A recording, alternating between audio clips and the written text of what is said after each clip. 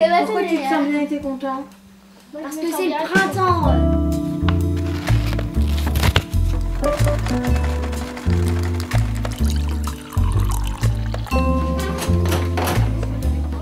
Alors, La Note Bleue, c'est une association en milieu rural à Ruminguem, près de Saint-Omer et près d'Audrewick.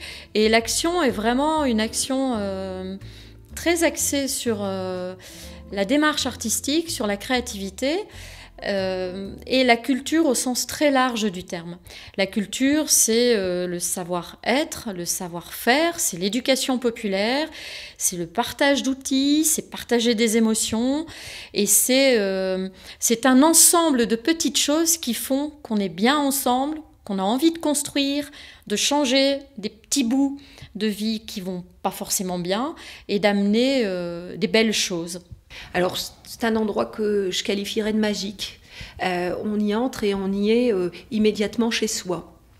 Un ancien café qui a été complètement réaménagé pour permettre, comme je le disais tout à l'heure, aux jeunes et aux moins jeunes, immédiatement de se sentir comme à la maison, et avec toutes sortes de propositions, d'ateliers, de découvertes, donc extrêmement bien aménagé, très clair, avec une impression que les idées circulent aussi vite que les personnes, avec beaucoup de fluidité. Ce qui m'a été dit, c'est qu'on arrivait ici comme on est. Et finalement, on y vit comme on en a envie. Donc sans contrainte, ouvert aux autres et ouvert à la découverte. La volonté du département du Pas-de-Calais, c'est de mettre la culture à la portée de chacun, de permettre aux personnes, qu'elles soient jeunes ou plus âgées, de s'intéresser à ce qui est proposé autour de lui. Et cette proposition, eh bien, elle va être présentée à la fois en milieu urbain et en milieu rural. C'est vraiment la culture pour tous que défend le département. Dans l'association, il y a plusieurs propositions. Au Bobard, il y a les propositions du café associatif. Donc on peut partager le British Bobard, donc venir discuter en anglais. On peut faire des ateliers d'écriture, on peut venir jouer au toc, on peut venir au Café des Petits, au Bobard des Histoires pour écouter des histoires avec les tout petits. Et à la menuiserie, on peut une fois par mois venir assister à un spectacle, de la musique, du conte, du théâtre, ouvert soit aux amateurs, soit aux professionnels, aux compagnies. Mais on peut aussi venir faire de la danse, du théâtre, du clown, des claquettes, du hip-hop. On peut aussi maintenant, depuis 1 an ou 2, venir chercher des légumes bio qui sont faits par un maraîcher qui est à côté de Ruminguem.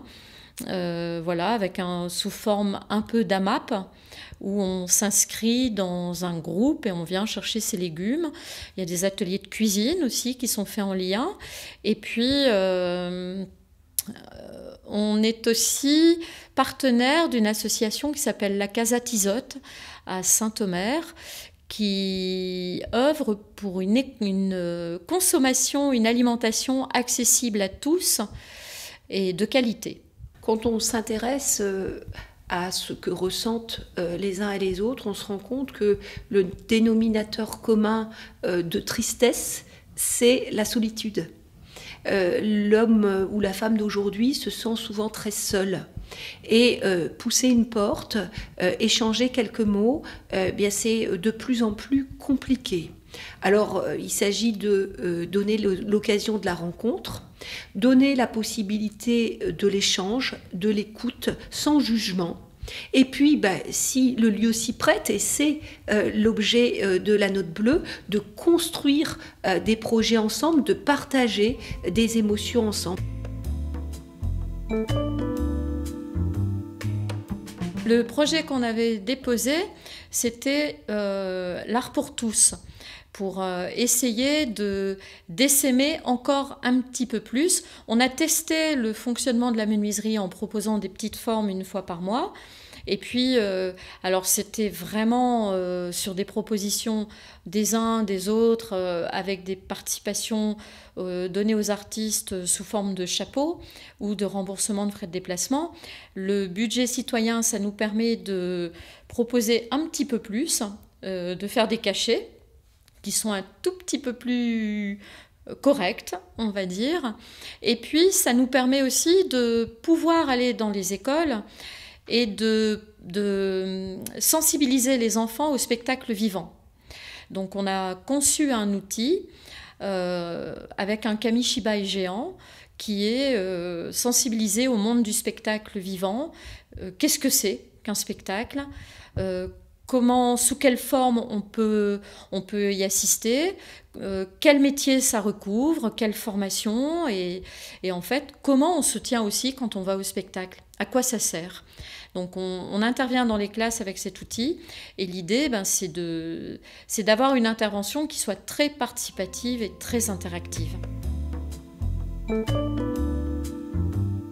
Le Chanel, c'est la fierté de Calais et de tout le territoire, puisque le rayonnement, il est vraiment extrêmement fort.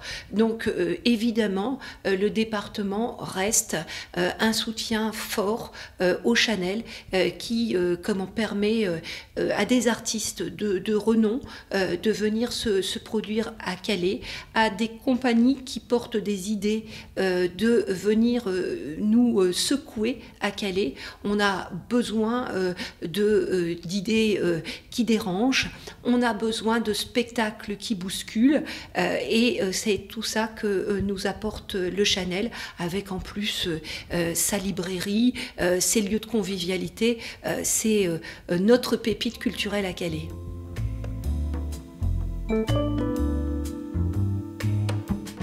Alors, comment on devient bénévole ?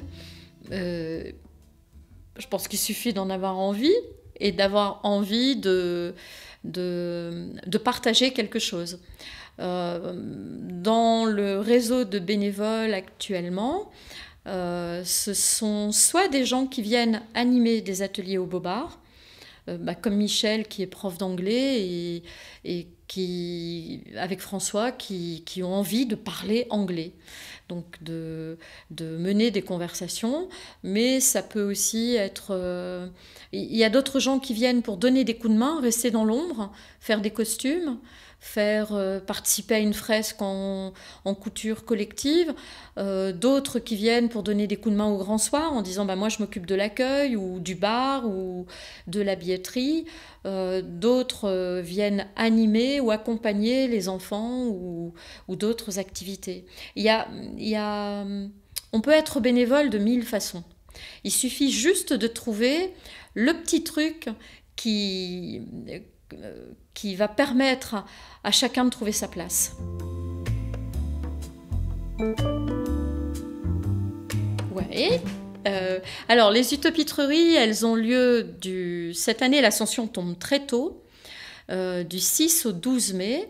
Donc, du lundi au samedi, des spectacles sont proposés en salle ou sous chapiteau de cirque, parce qu'on fait installer un chapiteau de cirque depuis près de 20 ans maintenant, au centre du village, ou sous yourte, donc avec des effectifs peut-être un peu plus petits pour des propositions intimistes.